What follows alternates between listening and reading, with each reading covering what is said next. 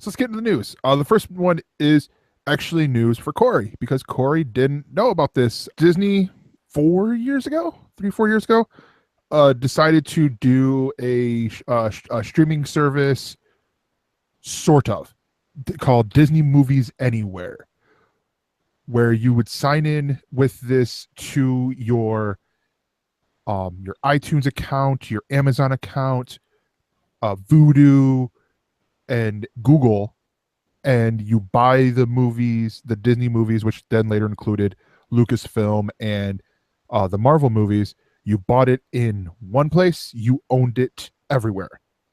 So it's one of those, like, especially on the Android side where there's not really one place to buy movies.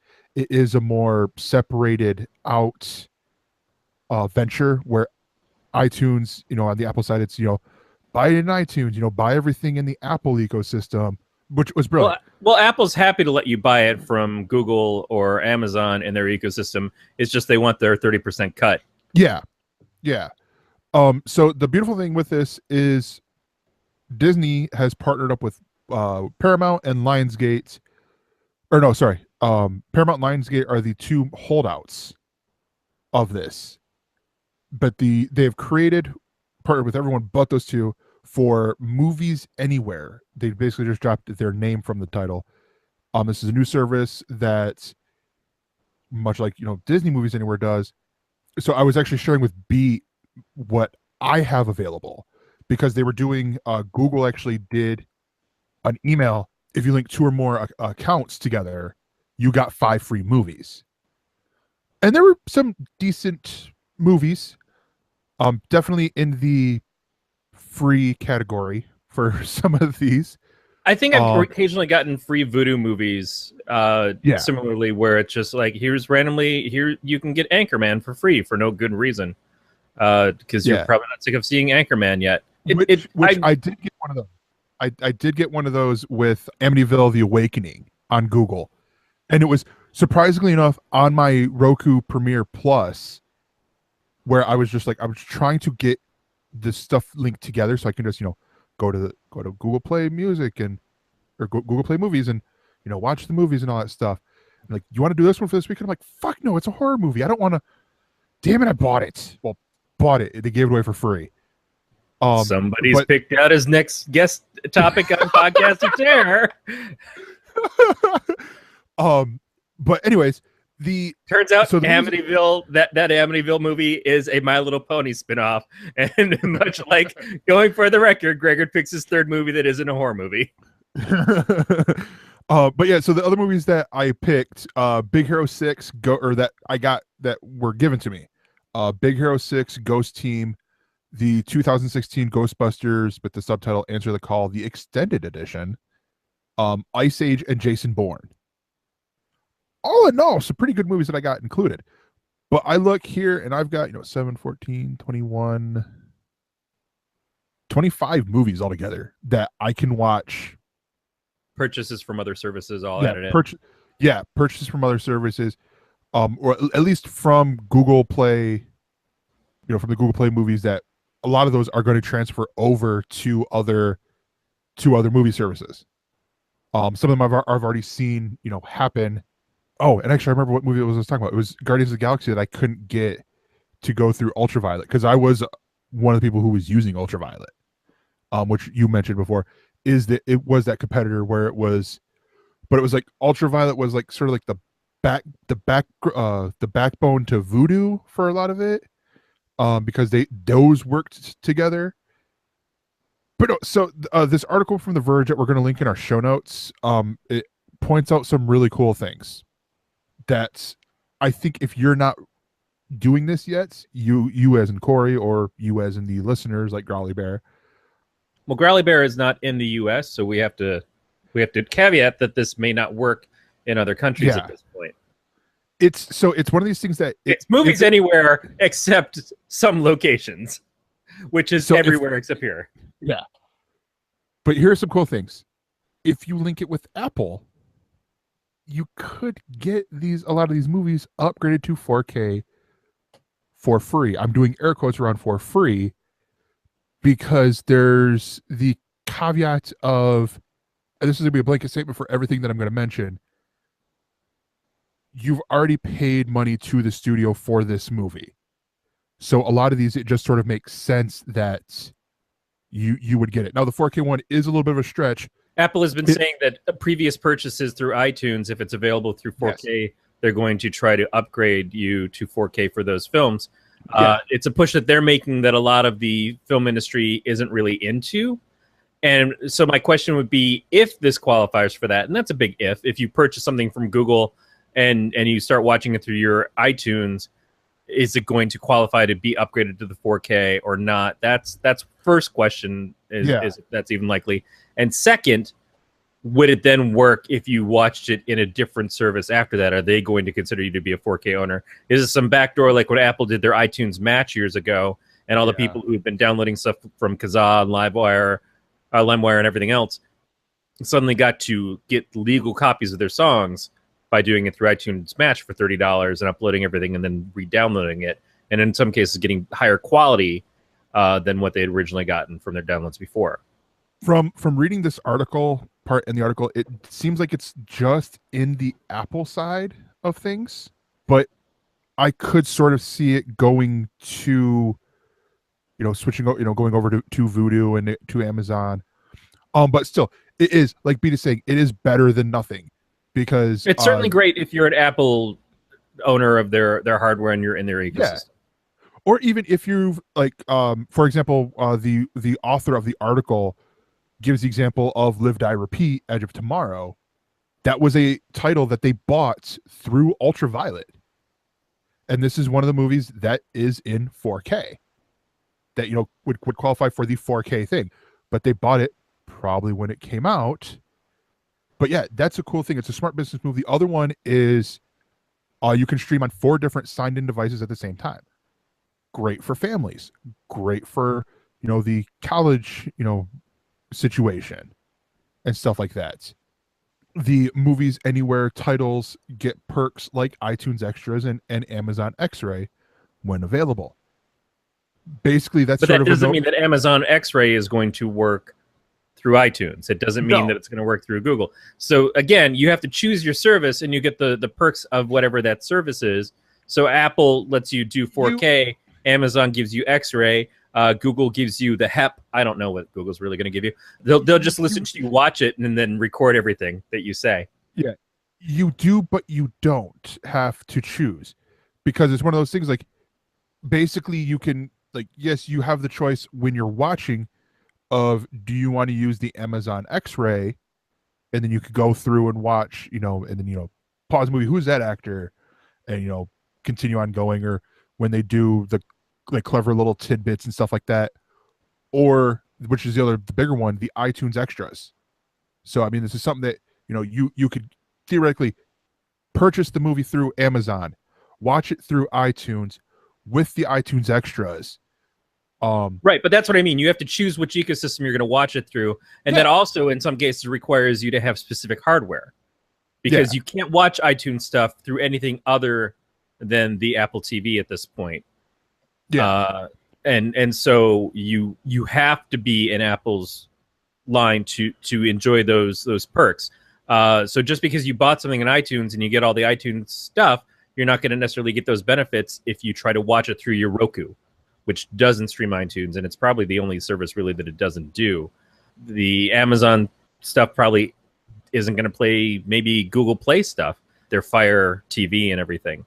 I'm not 100% sure on that, but I know that they were fighting very hard to keep their stuff as the primary and their things, and that's why they stopped selling the Apple TV and the Google Android TV, all of those things, because they didn't.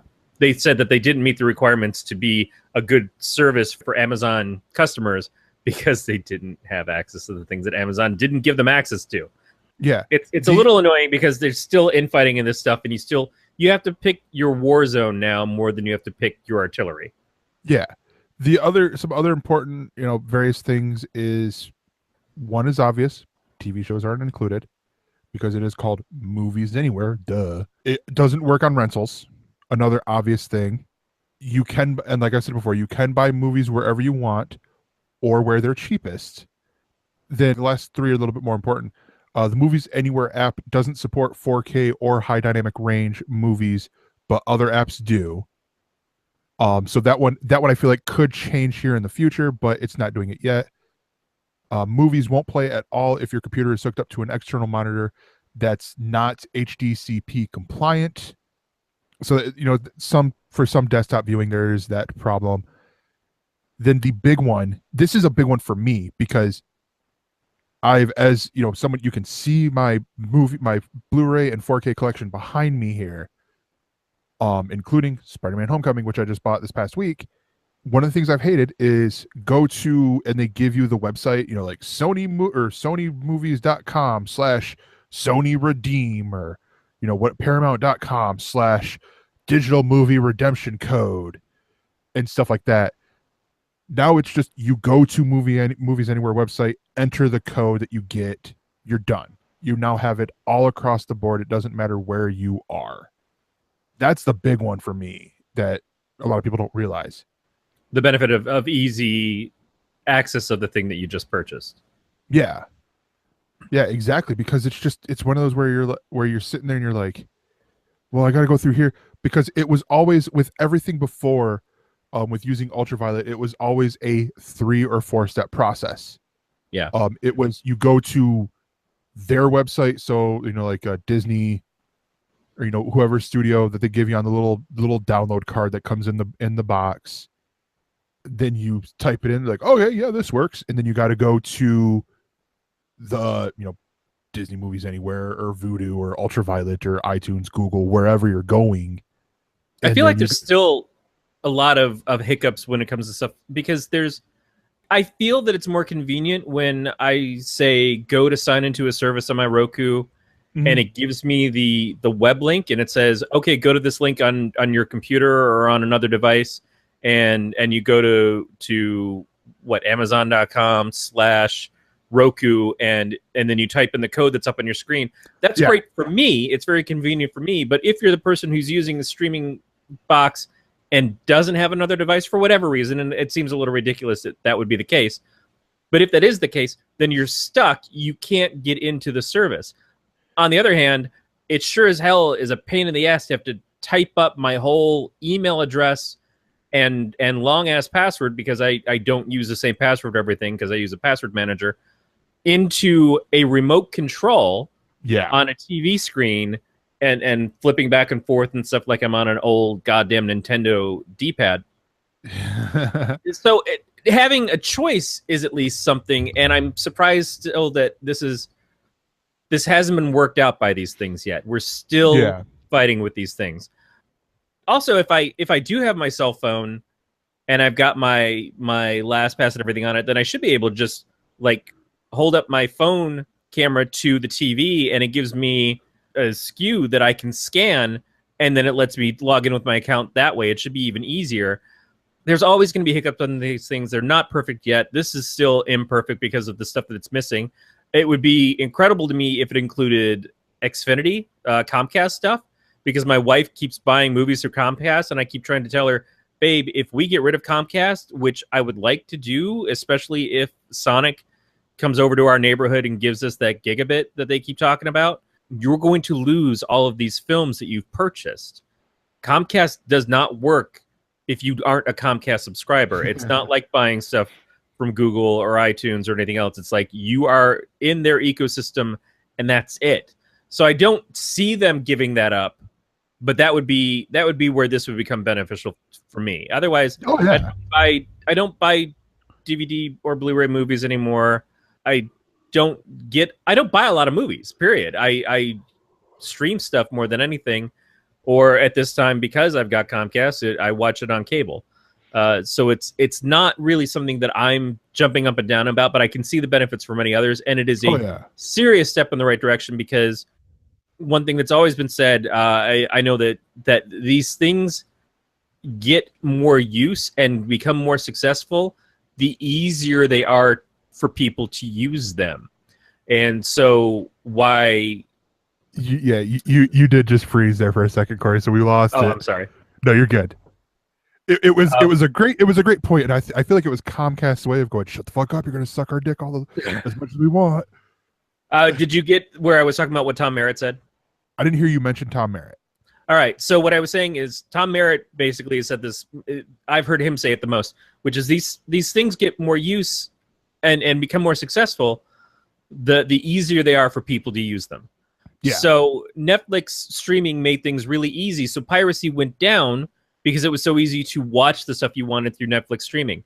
Now that it's starting to split up again, you're having to chase content around from Amazon, Netflix, Hulu, and now Disney's got their service starting up, and CBS with their things and all this other stuff. It's like it's becoming more of a pain in the ass, and I think piracy is going to start to go up again, and that's going to cause a lot of problems for the production companies who've gotten kind of used to, like, people will pay us the $10 a month. Yeah, I'll pay somebody $10 a month, but I'm not going to pay 5 or 10 different things $10 a month, because then I might as well just have fucking cable. This is a good move, and the companies that go in on this would be very, very smart to do it. But I always feel like somebody gets greedy and says, oh, we can do it better. It's like the Blu-ray versus HD DVD war again, or VHS versus Betamax war. It's always like, you've got your thing, we've got our thing, let's see who wins. And it doesn't matter who wins, because in the meanwhile, somebody's losing. My friend who got the entire Harry Potter series on high-definition DVDs at the time has no way of watching those movies after a year because all the support went away and he wasn't going to get any more of the movies as they came out for it. It's really frustrating to be the one who picks the loser, but in reality, it wasn't your fault. It was them just putting a bet and saying, well, we're not going to invest in this because Sony owes the patent on Blu-ray. Yeah.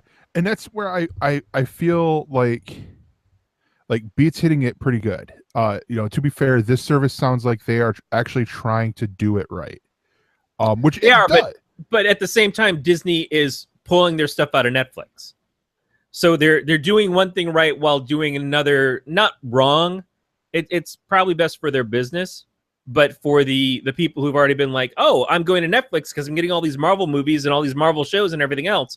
It's like, well, now you're not going to get that. And also, some Marvel shows are coming out on Hulu, and Marvel shows are coming out on Freeform, and who knows where those will wind up.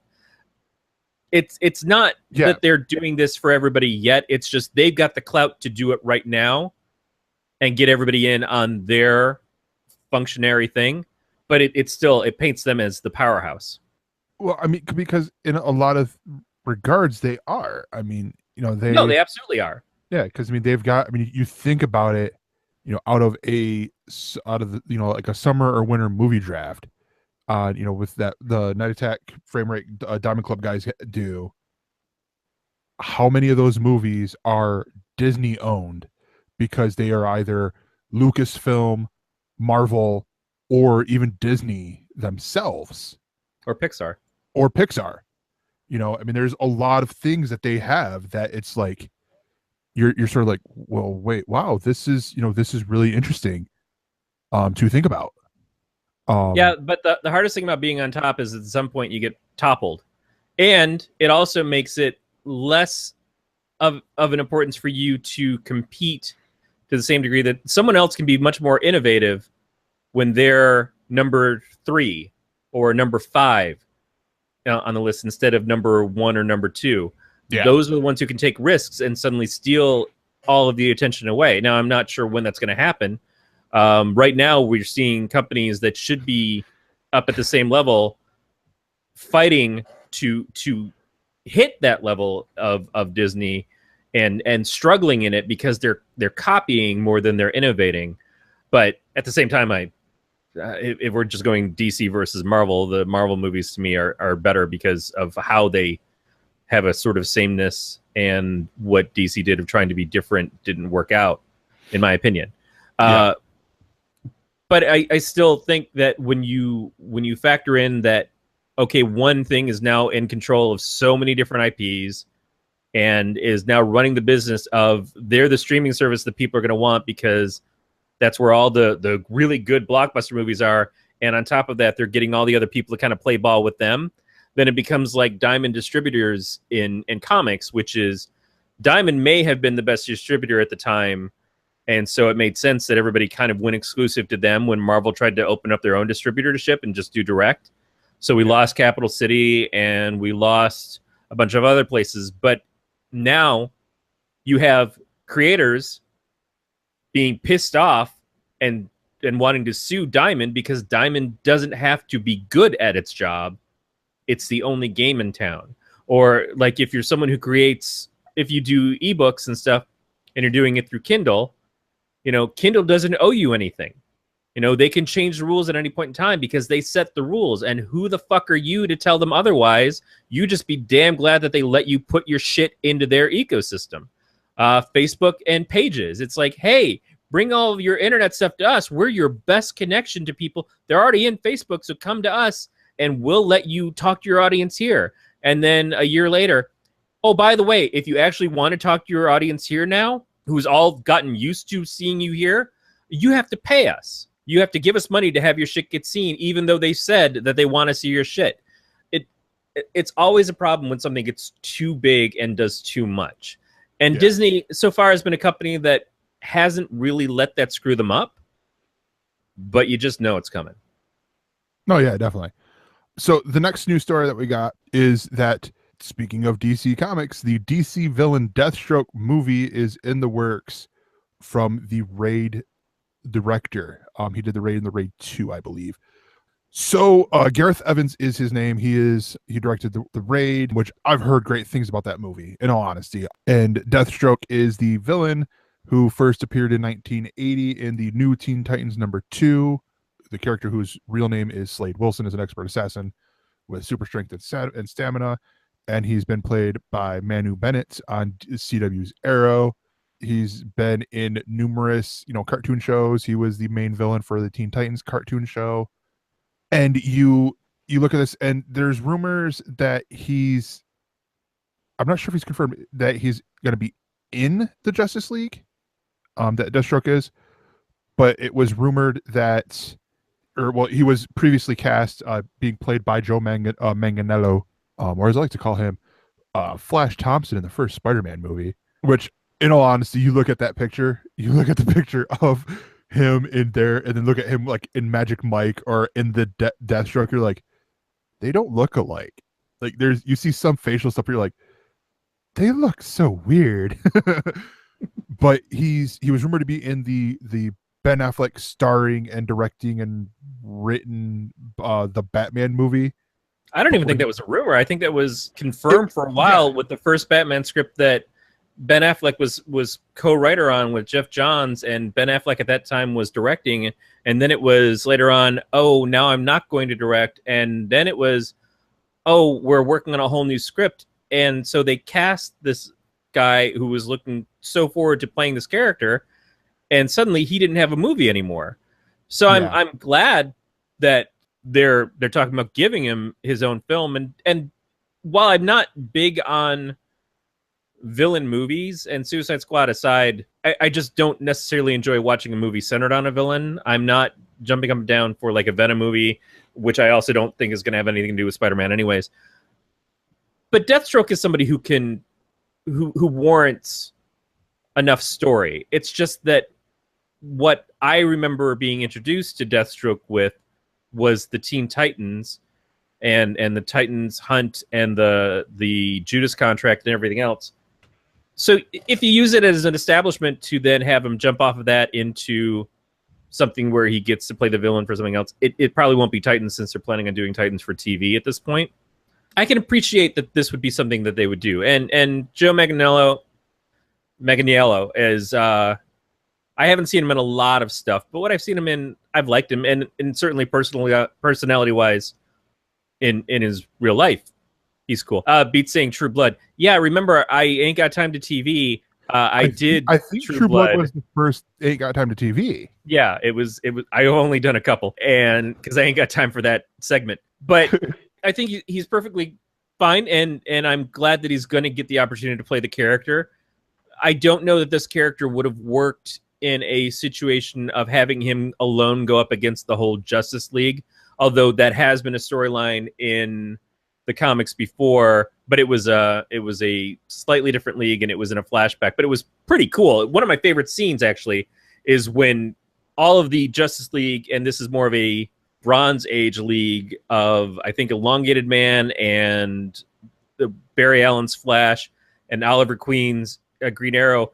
Oliver Queen, they're all teamed up on this guy. Zatanna was there, and they're all trying to bring him down, and Green Arrow was stabbing him in his empty eye socket with one of his arrows, and it was just one of the coolest freaking things in comics at that point. It was like, oh shit, I kind of really dig Green Arrow right now.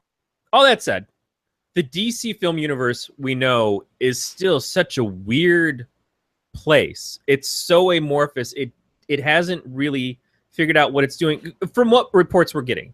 Because every week it's like, oh, this character's getting a movie. But it's not really part of the DC film universe. It's just its own side thing. Is it connected? Is it not connected? And you just don't know. And they keep saying stuff, and it's just so bizarre. And I understand that Marvel probably regrets some of the interconnectivity now with things like Agents of S.H.I.E.L.D.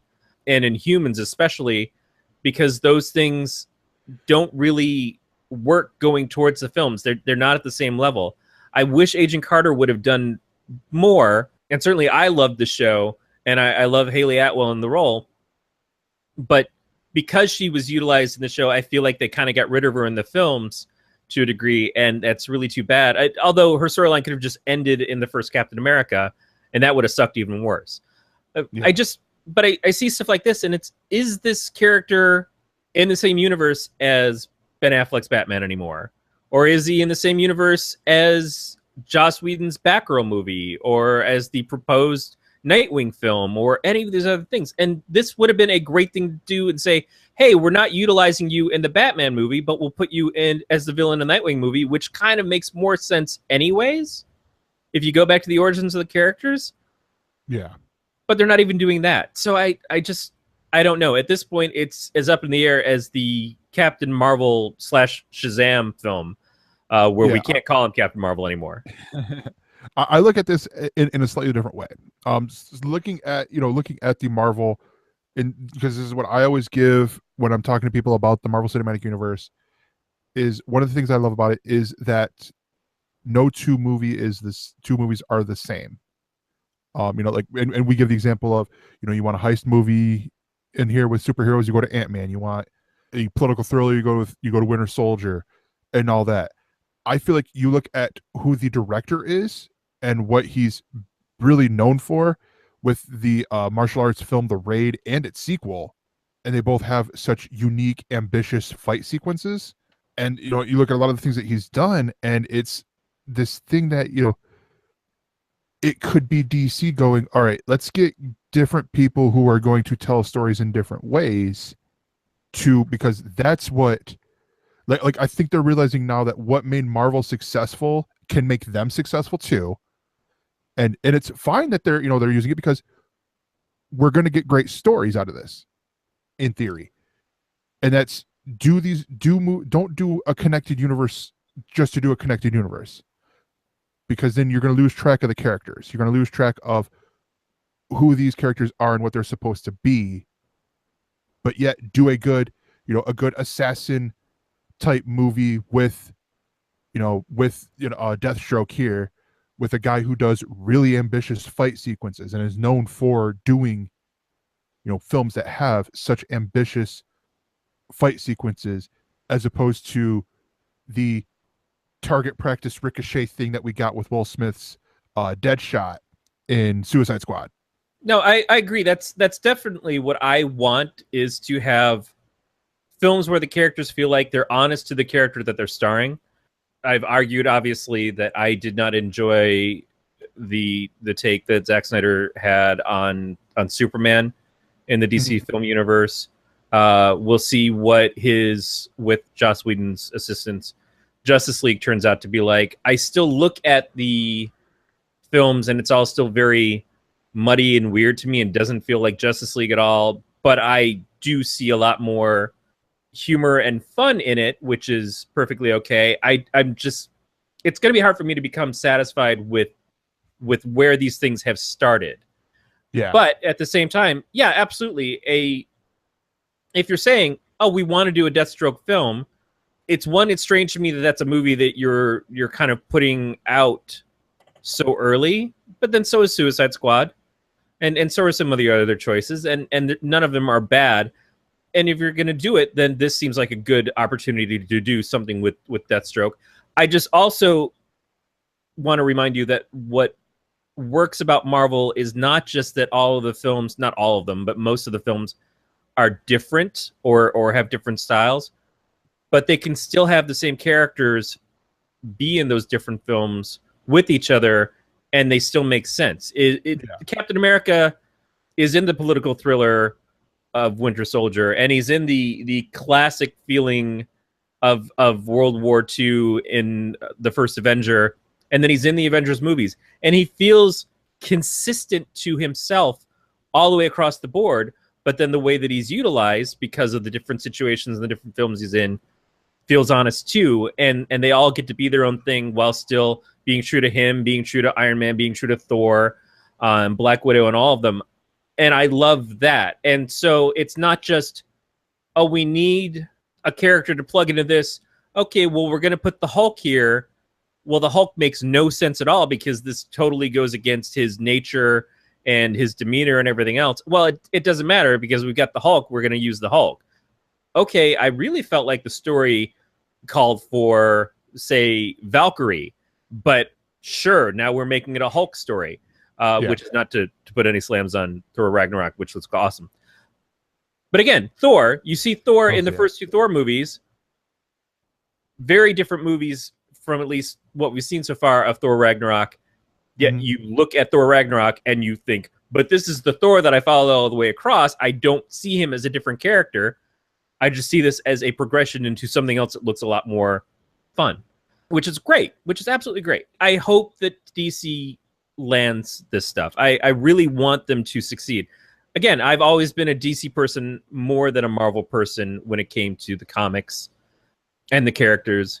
One of the things that DC was talking about years ago, before I think even Marvel had their movies starting up or taking off yet, there was supposed to be a Green Arrow film called Supermax, and it was Green Arrow wound up in a prison with a whole bunch of supervillains. I still kind of long to see that movie because it doesn't take anything away from who Green Arrow is. It's not like this couldn't happen to the character in any kind of regular comic storyline.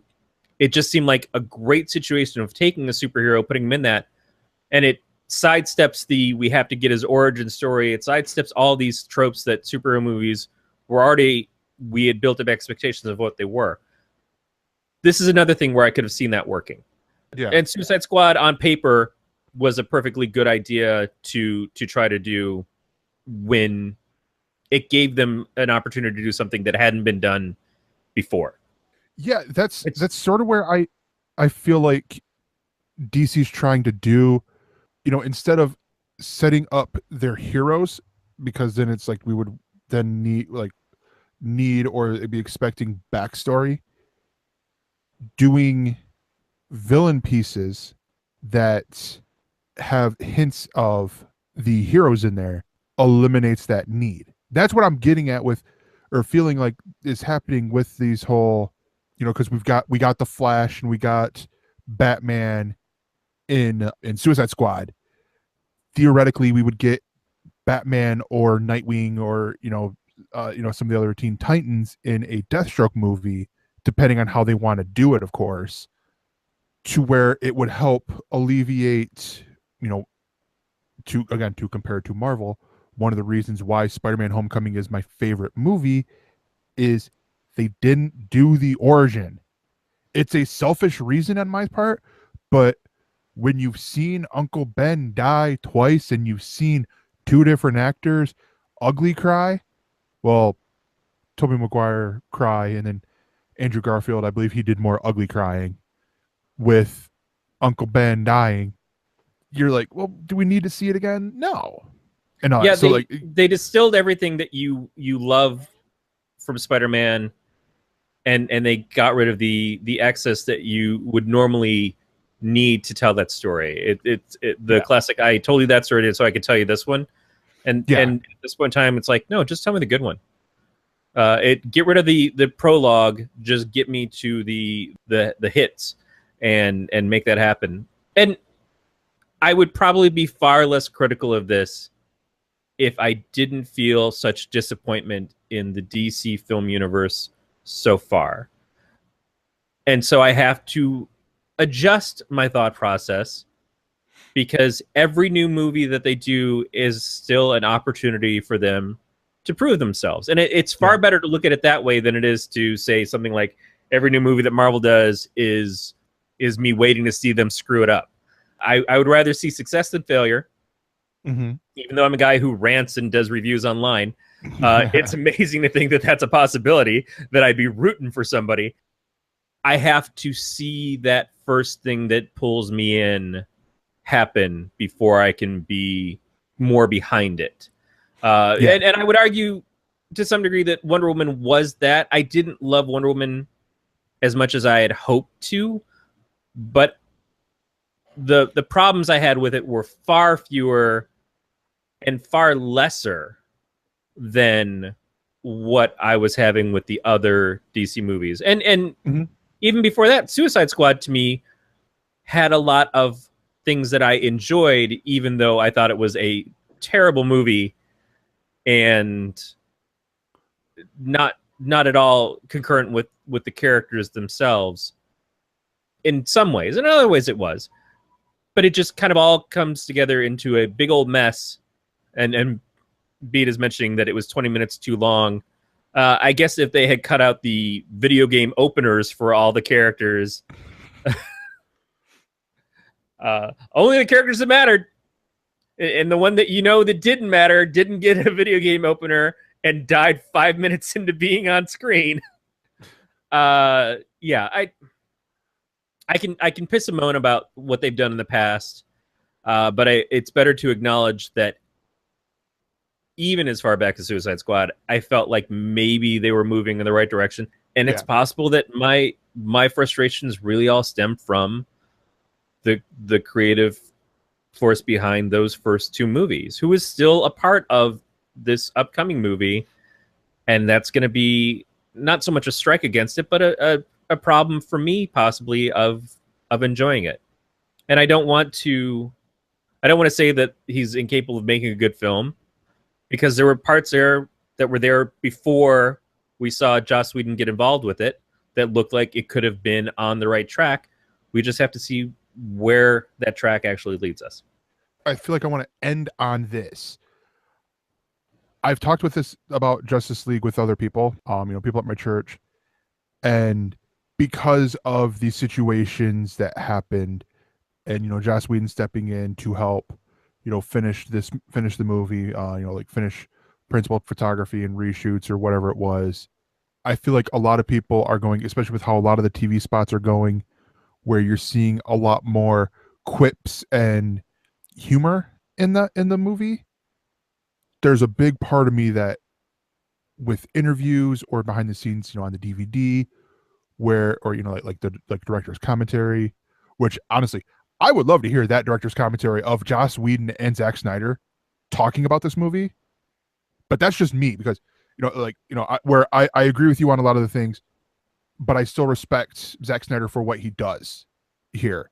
Where it might not be good and it might not hit, it might make me mad, but to hear him explain what he was going through, what his thought process was with shooting the scenes, and then to go, when it gets to a funny point and he's like, it was a good line, it was an ad lib or something like this, and you go, wait, that wasn't Joss Whedon? Because I feel like a lot of people would assume that a lot of the humor is going to be Joss Whedon. Yeah, they're gonna say the good stuff is Joss and the bad stuff is Zach, or the opposite. Because if you're the person who enjoyed those first two films, you may feel that Joss Whedon is going to come in and screw it up, because maybe you're a person who doesn't enjoy the Avengers movies, or you don't like Joss's work from before. You don't like all the snap comedy and one-liners or whatever else, or the Scooby Gang from Buffy way back. It depends on your taste. And so when you've got two different, very different feeling filmmakers making something in congruity with each other, it's going to be challenging, and someone's going to want to tear it apart and say who did what. Yeah. And I like your idea of having commentary with both of them, because I would like to see the respect paid to Zack Snyder for doing so much of what he did in this film, because he did launch it, and for good or ill, whatever your opinion, he put a lot of work into it, and only left it because of horrifyingly bad experiences in his private life. And it would be nice to see him get to reap some of the rewards from it for however it comes out. But I will say, there's something to be said for between the Hulk movie by Ang Lee and the Incredible Hulk movie co-produced with Marvel, with Universal. I don't even know who it was who directed it, but they knew what to leave and what to take. And again, by the time we got to Avengers and the Hulk and that, same thing. They knew what to leave and they knew what to take. They even brought back Thunderbolt Ross from the Incredible Hulk to have in the Civil War movie. Louis Leterrier. It's picking the good and knowing when to leave the stuff that didn't work. So maybe you don't feel like you have to go back and watch that Ang Lee Hulk movie to get your whole Hulk story. Just give us enough to have us move forward. And that's, like you said, with the Spider-Man thing, is we all know Spider-Man. We know that this isn't the same Spider-Man, but we don't have to pick through the same Spider-Man stories again to get to what makes a good Spider-Man story now. Yeah. And if going forward, DC's film universe decides that they want to see changes in the way that Justice League is used, or Superman is used, or Batman is used, then they don't have to be beholden to what came before it. Yeah. All right. So the next news story. Hey, guess what? It has a difficult name in the first line of the article. So, pre-warning, if I butcher your name, I apologize. But Beetlejuice 2 is being pushed forward with a new writer at Warner Brothers. For those of you guys who do not know, Beetlejuice was directed by Tim Burton in 1988 and became a cult favorite. It was re-released in 2 theaters in Los Angeles now. But Mike Vukadinovic,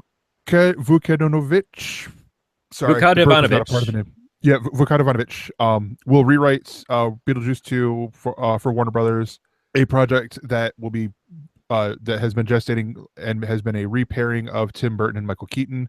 Although I guess they are both working on a Dumbo movie at Disney, so that's their repairing, I guess, but not in the classic sense. The cool thing with this is I look at, because the article gives, what Vukadinovic, he's done a movie called Rememory, a science fiction drama that premiered at Sundance earlier this year and is required by Lionsgate. And this is the movie that stars Peter Dinklage and Julie Ormond. Ormond, sorry. Wow, I get Vukadinovic his name right and I butcher hers. Wow, how does that work? You're just assuming you got his name right. I know Julia Ormond's name, how it's pronounced, so that's why I'm giving that to you. But which I've seen a lot. I've seen some trailers for it. And I'm like, that looks really good, and I've even seen it at my store. I just haven't bought it yet. I don't know. So what do you think about this? Because to be honest, this was released a year before I was born. For those of you guys who had an hour in, this is where I made Corey feel old. Yeah, I've been struggling. Anyways, last night we had Anthony Rouse on as our guest on Podcast of Terror. He is 22 and he is a filmmaker, and he just works his ass off and is prolific, just making stuff all the time, and made Matt feel old, which just made me look like Alec Baldwin and Gina Davis at the end of Beetlejuice when they're turning to dust in front of everybody. How do I feel about this? Beetlejuice is a beloved classic for me. And we're talking about something that really launched the career of Winona Ryder, was considered the first breakout hit for Tim Burton, even though he had done Pee-wee's Big Adventure before that, and was a spectacular movie in its own right. But people always think about Pee-wee's Big Adventure as Paul Rubin's Pee Wee Herman thing, not as much about Tim Burton's thing. This was when we got Tim Burton and we started to see who Tim Burton really was as a filmmaker, and got his aesthetic and everything going forward, and where we're going to go with Edward Scissorhands, your favorite horror movie, and Batman, which utilized Michael Keaton. This was also a big launch for Michael Keaton, not in the fact that he hadn't been in movies before and wasn't already become a big, well-known actor, but when we got to see him do something completely outside the realm of what we had been seeing before. He was doing very good comedies. I loved him. The first time I saw him was in a movie called Night Shift with Shelley Long and Fonzie. And then he was in Mr. Mom and a couple other things, Gung Ho, I think. But when we got to Beetlejuice, it's like he was unrecognizable from himself. He was playing this character fully immersed into it. And we're like, oh, wow, shit, Michael Keaton could do something very, very different. And so when it came up after that he was doing Batman, the same sort of thing of, oh, shit, I would have never thought of Michael Keaton as Batman. It doesn't work in the conscious mind, but when you take a step back and you look at it, and it's like, oh, but it could work. He can do it. It meant he was more capable than what we had seen. And so in a lot of ways, this movie is one of those things that you don't want to see get fucked up. Like you don't want to see them wreck Ghostbusters by doing a relaunch of it with people who weren't the original Ghostbusters. And you can make your arguments that it wasn't the actresses, and I agree that it wasn't the actresses. The actresses are all very capable in many other things. But because it wasn't the Ghostbusters that we recognized, and on top of that, I don't think it was the funniest movie in the world, it needed to be to win the audience over. When you do something that's so many years later, it's always a crapshoot of if that audience, the original audience, is going to return. And if they return strictly for the nostalgia, do you only give them a nostalgic film, or do you give them a new film that's going to cover new ground and new territory? And which is the better option, really? Because if it's nostalgia for nostalgia's sake, it's kind of cheap. You feel kind of cheapened out. It's like, oh, you're just doing the same beats over again. And here's the young girl that's replacing Lydia. Maybe it's Lydia's daughter. Maybe we get Winona Ryder back for this. Or the ghosts are all still living in the house. What do we do? I don't imagine that Jeffrey Jones is going to come back from this. He's probably not allowed around children. But there's so many things that, what is the story going to be? Who is it going to involve?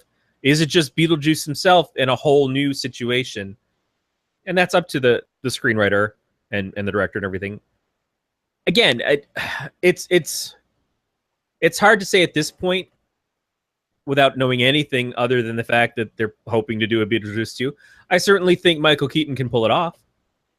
Yeah. Whatever it is. He seems up for any role at this point. Yeah. I mean, which is cool. I mean, also, I should point out that Seth Grahame-Smith and David Katzenberg of Cat Smith Productions will produce this. All in all, I think this is pretty cool. And we should also point out that this, much like the article about the Deathstroke movie, there are no deals set for Tim Burton or Michael Keaton yet, so they haven't signed anything. Same thing with Joe Manganiello and the director. I'm blanking on his name because I closed the tab. I don't know. I just feel like this was an interesting story to have in here because you get. It's your what if. It's your what if situation. It's man, I love Beetlejuice. I wish we had gotten more Beetlejuice. Other than the cartoon was actually really good too. Yeah.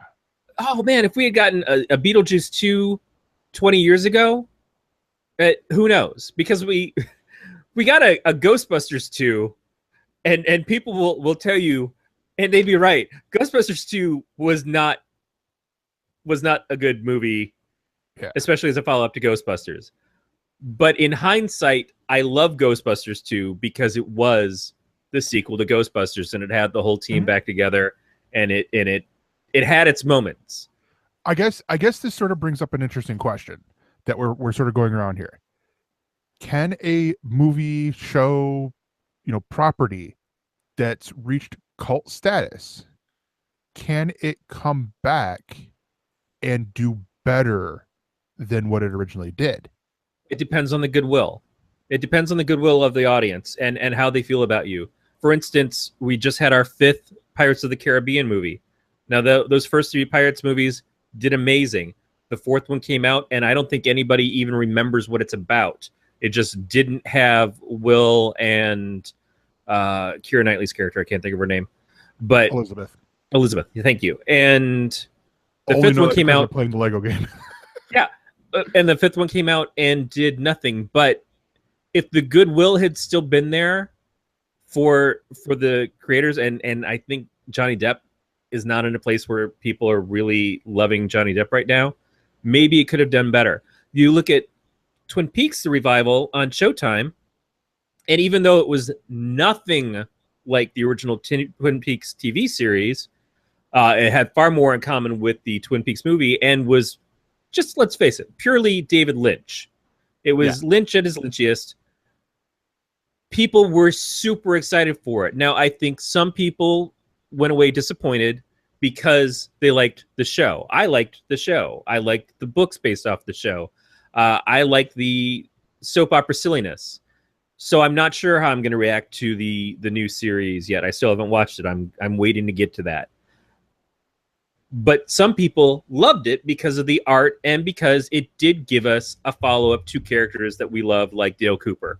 Yeah. And it was a payoff for something that we'd waited 20 years for.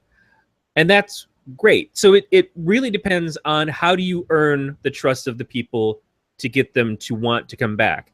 I think we've seen that Michael Keaton is blowing up in Hollywood again ever since Birdman. He's doing more and more interesting parts. He's doing stuff that aren't as well known as Birdman in the drama categories, but people are excited to see him back up on the screen. And I think that we are certain that he can give us good stuff. Tim Burton's a little bit more of a crapshoot because, one, he works a lot with Johnny Depp, and got a little too enamored of doing movies with him and his now ex-wife, Helena Bonham Carter. But sometimes he does okay, but he really got into doing the same kind of look of things for a while, of the Alice in Wonderland movie and a bunch of other stuff. We watched his Miss Peregrine's School for whatever. Yeah. And it seemed like it was all artsy and no story. So it's kind of 50-50 on this for me. Yeah. And where it's going to, I think, land in the positive is because, again, Beetlejuice is very, very beloved, but where it can land in the negative is, that's not my Beetlejuice. There's no Lydia. There's no Gina Davis and Alec Baldwin in the attic. What is this? Why do they even do that movie? So you really have to walk a line, and then it becomes a Star Wars. Not what is the first one of the new movies? Rogue One, or not Rogue One? Force Awakens. Force Awakens. Yeah, it's a Star Wars Force Awakens situation where it tells the same story to a certain degree, and people are going to complain, oh, they're just repeating themselves. They're just giving us episode 4 over again. But at the same time, it was hugely successful because they gave us episode 4 over again. And remember how great episode 4 was when we first saw it? What they didn't give us was the prequels. And so thank you for that. I don't know. It's so early. It's hard to say. As I keep seeing Peter Dinklage's name in the article, I really want to see Peter Dinklage in the movie. Like maybe it's the new Otho. That would be tremendous. I think Peter Dinklage is somebody who should be in a Beetlejuice film anyways.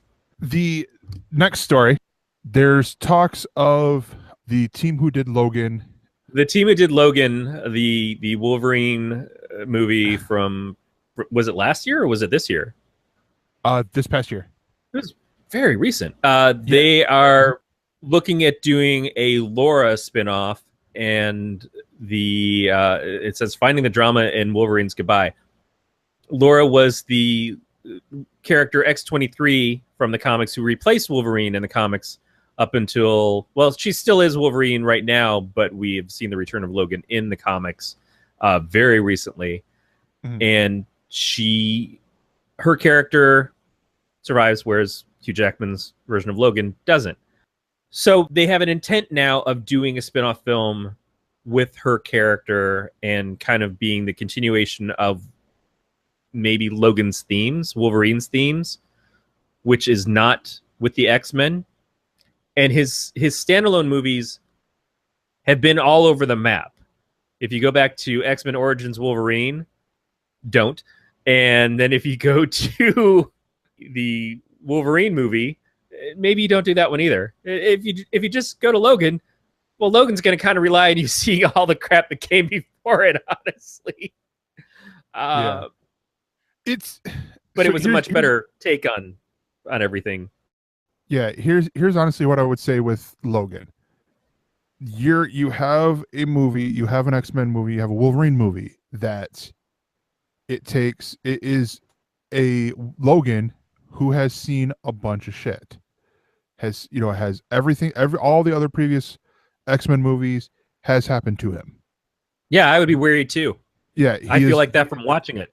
Yeah, he is weary, but I personally loved Logan.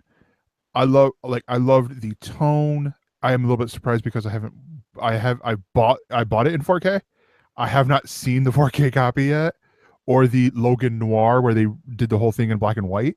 And then with this, I loved the Laura Kinney character played by Daphne Keane. And one of the things that I think is really interesting is you have one of the creators of X-23, Craig Kyle, who he created Laura for the 2003 animated TV series X-Men Evolution, which I loved when I was 14. He is working on the script with Mangold, the director of the movie, and also worked on a little project you might have heard about coming out next week called Thor Ragnarok. Don't know if it's going to be a big hit or not. But we really don't know. And so I look at this, and it's a lot of the stuff for the X-Men's side is that I would echo a lot of the things that we had with the DC side. And that's Fox has to look at the characters that they have and figure out what type of movie is going to be good. Because right now, honestly, what I would picture with a Laura movie, whether it's called Laura or X-23 or whatever it is, I would picture be a Generation X or a New Mutants, but not the New Mutants. Basically because they're doing the New Mutants. Yeah, because they're doing New Mutants in a horror movie. But they do introduce her to a whole other group of mutant children at the end of Logan, which means that if they wanted to follow up in that regard, they can. It just feels like it would be the same thing. It would be, she ran all this way to get with this group of kids to escape and to be free. And then and now here they are, and they're still all out in the woods and they're trying to be free, but something comes and fucks it up. Then it's just the same thing. My first thought is because in 2 days we have the return of one of my most beloved shows from last year, Stranger Things. And the idea of Laura as a character interacting with normal kids in the way that Eleven does in the first season of Stranger Things works for me. Yeah, it would be a copy of something that already existed, but Stranger Things owes so many things to other stuff, anyways. But it's a very easy thing to do to have it. It goes back to the Return to Witch Mountain movies that I watched in the 70s. How do you utilize this character? Who do you introduce her to? You can't have her just be running around with a bunch of other mutants because that's the X-Men films. You can't have them running around the woods because that's the end of Logan. You can't put them into a straight-up horror movie because that's what they're doing with New Mutants. So what's the next step? What do you do to utilize her? And she is still young, so you've got to put her in a situation that makes sense for this actress in this version of the character. If they bring the actress back, which I would like to think that they would, but if they decide that they want to age her, and that's the other part, is that in this sense, Logan already takes place in the future of now, whereas the X-Men movies are taking place decades in the past. No idea when New Mutants is taking place. Deadpool don't give a fuck and is about to inherit a time-traveling mutant anyways, so what's it matter? I don't care about the interconnectivity of the X-Men universe because it's such a shithole place to try to make sense of, because the person who's been in charge of the X-Men movies overall doesn't give a fuck about the continuity of the universe. They just keep throwing, like, hey, you just see this character played by one actor in one movie. Here's the character again in this other movie, played by a completely different actor. And it doesn't make any sense at all that he's acting like he does here compared to what he did just here. Who cares? Fuck it. Fuck it all. You know, just. And I think part of it is, you know, like Beatmaster's pulling a quote here that Hugh Jackman said, "No, I won't be a producer on a Laura sequel, but I will be lining up on the Thursday night at 10 p.m. to watch it, though. She is just phenomenal." Because Hugh Jackman is stellar, and he knows it's not about him. No, he had the opportunity for it to be about him, and he's like, I'm done playing the character. I would like to see the character continue with another actor, much in the way that a James Bond does. I would love to see Laura continue with her stories and arc, and I support the actress. He's an excellent guy, and that is absolutely the right tack to take for him. Although they could easily throw him into the past in some of the other X-Men stuff still, if he chose to back into it. It doesn't really matter. We've seen actors get replaced in movies and Marvel movies and shrugged it off. Not the main characters so far, but very important secondary characters in the case of, say, Terrence Howard becoming Don Cheadle as Rhodey. Wolverine would be harder to replace because so much is hinged on his character and Jackman's portrayal since the beginning of the X-Men films. At some point, we changed Mystique's, and now Mystique is in every goddamn film for no reason. We've changed Magneto's, and he's in every goddamn film for no reason. But we can handle it. It's just, if you think too hard about it, then you just don't get to enjoy the movies for what they are. I just don't really enjoy the movies for what they are. Yeah. So it's one more stab at why I'm not enjoying them. Yeah, I mean, I don't know. I look at this and I go, like, I know that you know, the guys who are doing it, when we've got the creator of the character, who else better to know the character than the one who created this character? Well, no, absolutely true. Absolutely true. But it's like seeing Stan Lee write a Spider-Man movie. I'm just expecting to hear Excelsior a lot. Yeah, that's what I mean, is that Stan Lee created so many of the Marvel Universe heroes with Jack Kirby or other people, Steve Ditko, and wrote and sold millions and millions of comics, and is well deserved to be considered one of the fathers of modern comics. Period. There's no arguing that at all. But Stan Lee writing a Spider-Man movie, probably not going to be the success that Spider-Man has been in any of the incarnations that have come out on the big screen. Because while Stan Lee created the character, his storytelling doesn't match up with what modern audiences want in a film. I'm not saying that Kyle is in that same boat, but I'm just saying that we can't automatically assume that the person who creates something is necessarily the best storyteller to keep going forward with them. Sometimes these characters become more successful when other people pick them up. Wolverine was introduced as a sort of foe to the Hulk, and then wound up getting used in the X-Men and became super popular there. And the X-Men themselves became popular under the writing of Chris Claremont versus Stan Lee creating them in the first run. So comics have benefited from the amount of various creators that have worked on them over the years.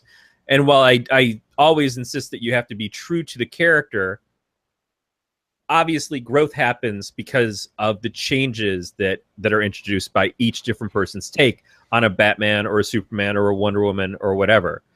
You know, just because the guy who created Wonder Woman is the guy who created Wonder Woman, the stories that were done by George Perez or Gail Simone or Greg Rucka or any other number of creators are the ones that we favorably think of more in relation to who the Wonder Woman is that we think of today.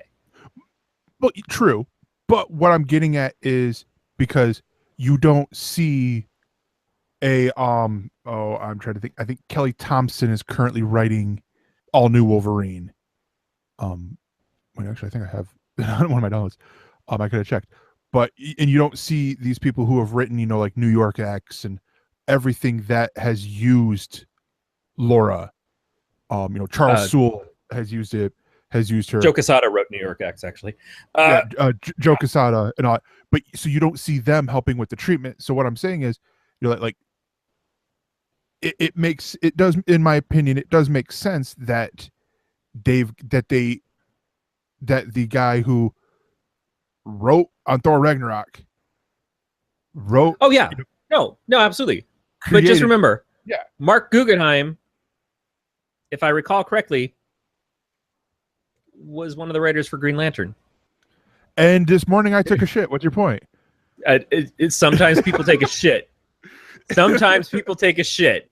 The best writers can write bad things. Greg Berlanti is and Jeff Johns was involved. So you can be a really great creator and still make a crap film. So just be aware that. But we're at the beginning of this. We don't even know what the movie's about. We don't even know if the movie's going to be a movie. We have to see. What changed was people's perception of Logan changed when they saw that movie trailer hit, and it had such a different flavor, and it felt like a smart progression of, okay, this is going to be our final Wolverine movie. This looks like this could be a really good final Wolverine movie if that's the story that they choose to tell. But how many times have we gone in thinking, oh, there's going to be this movie about this character that I really dig, and then gone, what the shit were they thinking? You have to be prepared for anything at this point. I know it's dumb. We're pontificating about, oh, there could be a Laura movie. Well, first of all, they're probably not going to call her Laura. That'd be weird. But an X-23 movie or Wolverine Jr. or whatever they're going to call her. Okay. All new Wolverine. So what is that going to look like? Yeah. What is that going to be? I don't know. And also, I mean, to point out, because Growly Bear asked, how old will Daphne Keene be? At this point, we don't really know, because she, right now she is 11 or 12 years old. She's a preteen, becoming a teenager. So it's like, if they get the script out and it goes right now. So I think that's the other part that they are playing into, is what type of story do they want to tell? Do they want to tell like some of the other stories that they've told in the comics where it's, where she's a prostitute? Probably not. But, a lot of it's going to be like they're going to have to take to the account of the girl is aging, the girl is going to get older. So I think that's going to take some part into it as well. But yeah, that should be a good point to end the news. Also, now that Corey is back. And before we get on to the else views, God, it's been a while since I forgot what the topics were. We should let you guys know that you can help support the show, much like Growly Bear does. I don't think we've said his name enough, so I'm going to say it some more. And you can go over to gncasts.com/support, and on there you will find our Patreon page. It's also available at patreon.com/galacticnetcasts. And for as little as $1, you can support the show. You can help us, support the network, help us keep going, keep doing what we love doing. And there are rewards on there. I was just on the Peter Fisher's Applicably app review thing, in which I talked about Exploding Kittens and snuck in the comic book reader that I use for the comics that are returned by other means, Comic Cat. And that's a show that you only get on Patreon. So, very simply, go over there, patreon.com/galacticnetcasts, and that helps us out. That helps the network out. And quickly before I get into there, a way you can help us out is by going to bit.ly/EN survey 2017. EN and S are all capitalized. In there, it is I believe, a 5-question thing in which you tell us what you liked about the show, what you didn't like about the show, what you want to see changed. Basically, how can we make the show better? And we will do our best to accommodate those. Now, if you say get rid of the bearded guys, we'll be like, so we shave, right? Not gonna happen. Yeah. My chin just can't support that kind of treachery. Nope. You said that, and I wanted to make a wrestling reference so bad. But I knew you wouldn't get it. But no, so I mean, in all honesty, go to there. We'll have it in our show notes, and just let us know what you want, what you think, help us make the show better. What you really, really want. Yeah. So tell us what you want, what you really, really want. I'm just trying to get KFC to follow me on Twitter. For more on this Galactic Network podcast, go to gncast.com. That's GNCASTS.com.